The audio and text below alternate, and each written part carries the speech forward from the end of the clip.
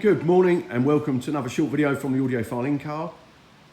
Today I want to show you the Apple CarPlay conversion which we complete in an earlier Mercedes SL. So this is a very popular conversion for us, we do an awful lot of them.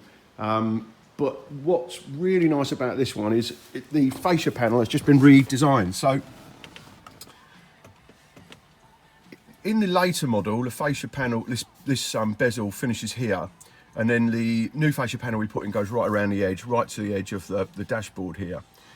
So we have to, on an earlier model, cut this section out to put the larger style fascia in. But this new fascia panel has just become available, which actually sits within the original panel.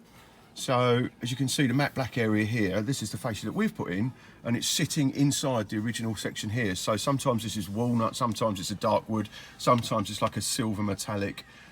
But it looks so much better than the way we used to have to do it when we used to have to cut the whole thing out. So this particular conversion is using the Pioneer AVIC Z930 DAB, so it's fresh and new for 2020. That of course changes over time. This car was equipped with Bose, so what we do is we install a new Class D amplifier which is tucked away that drives the Bose subwoofer, and then the stereo drives the other speakers in network mode. It's quite a clever setup. We're also able to obviously integrate it with the steering wheel control, so they work exactly as they should. It's a great upgrade for a great car. These are lovely cars, but the original Commander is obviously really dated.